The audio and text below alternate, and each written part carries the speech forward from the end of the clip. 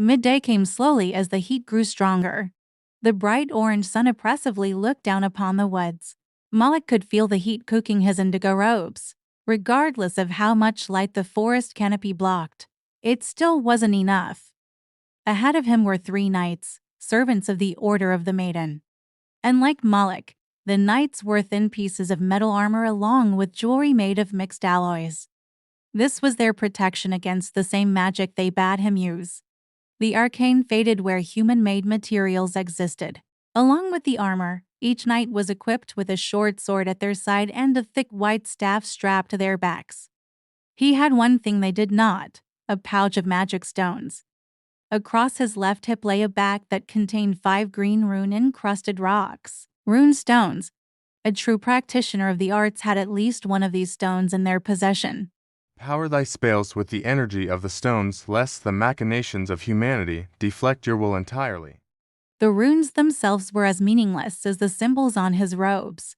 Distractions meant to confuse the uninitiated, intentionally lead astray the likes of those they were now charged with protecting.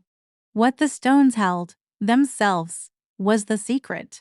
A source of energy that fell from the moon above to the world below. It collected in pools deep below the ground before bubbling back up to the surface. These surface points were called draw springs, and it was from these springs that the rune stones were charged. The springs attracted users of magic, but they also brought beasts that fed on them. Which was why Malik and the 4 knights were slowly trekking through heat, humidity, and foliage.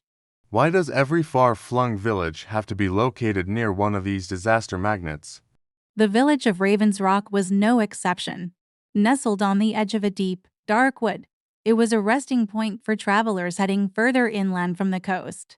In the last 4 months, it had also become a target for attacks by creatures the inhabitants believed to be magical in nature. The village chief had begged various orders and temples to help them. Raven's Rock, while being a stopover for merchants, was still small enough to be unable to pay the other knight orders' fees. The Order of the Maiden, though, rarely dealt in currency. There were strings attached somewhere, although they may not become apparent until sometime distant in the future. The Order of the Maiden had something to gain from this outing. Malik had been first upon a small list of names to be chosen for this expedition.